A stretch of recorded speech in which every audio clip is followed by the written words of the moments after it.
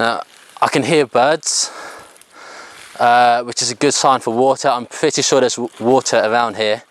It's a case of me finding it to get there.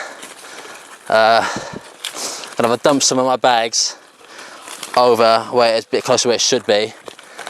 But finding water is the most critical thing in this whole challenge. Without water, you'll be dead in 3 days, probably even shorter in the Colombian heat. And if I'm out here extremely dehydrated, there's no way for me to get out.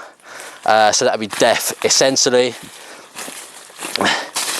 as there's no way to rescue me in that sense of the word.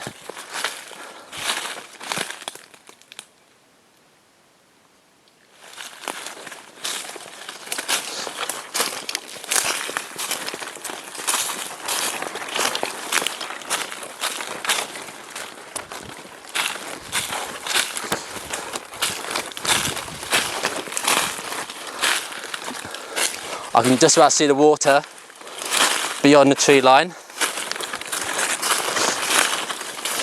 Almost there. Oh, I can see it. It is absolutely magnificent to see.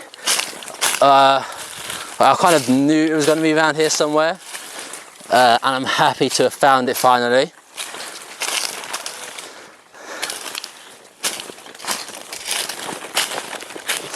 Oh my god, it feels, oh my god, I can almost taste it.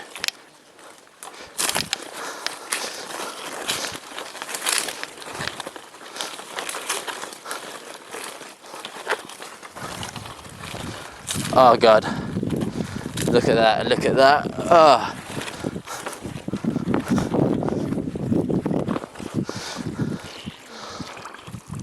Oh my god, it feels so nice on my feet.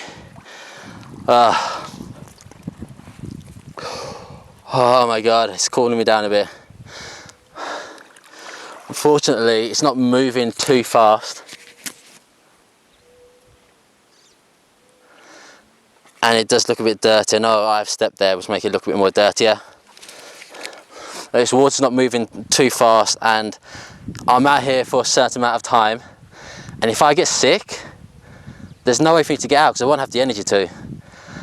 So what I'm gonna have to do is find a way to decontaminate it. Best way for that is going to be a fire. So I need to both create a fire and also need a container for me to boil it in. I don't have any containers on me, as I didn't want to bring any to make it too easy. So I'm gonna have to look for a container.